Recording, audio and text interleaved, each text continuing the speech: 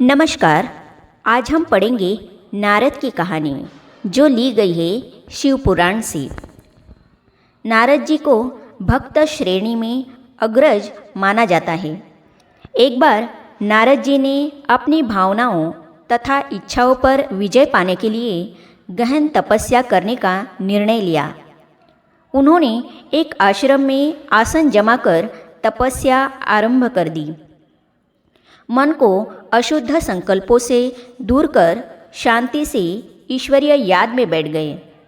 नारद जी की इस तपस्या से इंद्र का आसन हिलने लगा। इसीलिए नारद जी की तपस्या भंग करने के लिए सुंदर अप्सराओं को भेजा गया, लेकिन नारद जी अंश मात्र भी आकर्षित नहीं हुए। जब नारद जी ने महसूस किया कि वे अपनी कामनाओं और इच्छाओं पर पूरा नियंत्रण पा चुके हैं, तब उन्होंने अपनी तपस्या को पूरा किया। तपस्या की सिद्धि से गर्वित नारद जी अपनी सिद्धियों को त्रिमूर्ति अर्थात ब्रह्मा, विष्णु और शंकर को बताने के लिए निकले।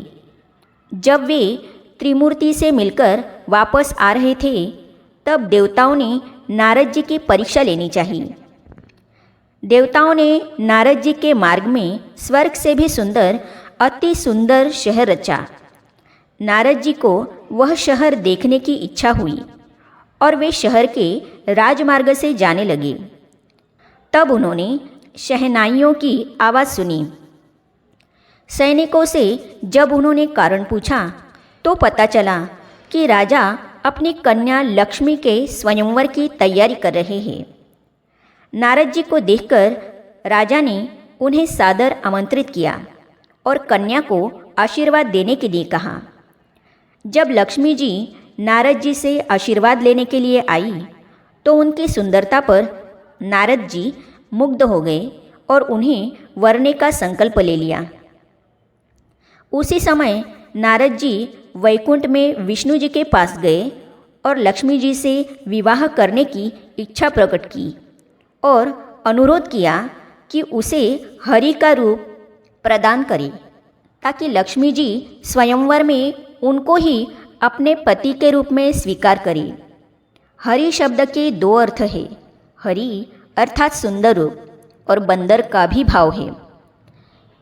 इन शब्दों के जादू से विष्णु जी ने नारद जी को गले तक देवताई रूप दे दिया और मुख बंदर का दिया। नारद जी, जिनको यह पता नहीं था, बंदर जैसा मुंह लेकर तुरंत सभा में प्रवेश हुए। नारद जी बहुत प्रसन्न हो रहे थे कि लक्ष्मी जी जरूर उनको ही चुनेंगी। लक्ष्मी जी हाथ में माला लेकर चल रही थी। जब वह नारद जी के निकट आई तो बंदर जैसा चेहरा देख उन्हें बहुत ही आश्चर्य हुआ। नारद जी इसी सोच में थे कि अब लक्ष्मी जी उन्हीं को वरमाला पहनाएगी। लक्ष्मी जी ने उनकी ओर से हटकर विष्णु जी को अपना वर चुना।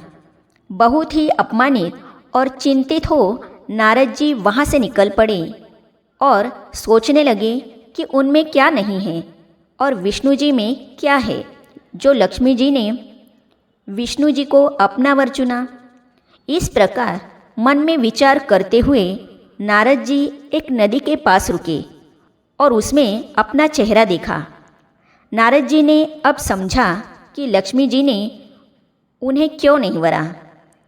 इससे आध्यात्मिक भाव यह है, लक्ष्य रखना ठीक है, लेकिन अपने लक्षणों पर भी समय प्रति समय ध्यान देना चाहिए। नारद जी, जो कि लक्ष्मी जी को वरना चाहते थे, अपने बंदर जैसे मुंह के कारण असफल रहे। इसी प्रकार हम में भी अगर बंदर जैसे गुण अर्थात चंचलता और अस्थिरता होगी तो हम भी सतयुग में ऊंच पद को प्राप्त नहीं कर सकते। ईश्वरीय ज्ञान दर्पण जैसा है। हम अपने मन की अवस्था को उस दर्पण द्वारा जान सकते हैं और उन्नति पर ध्यान दे आगे बढ़ सकते हैं।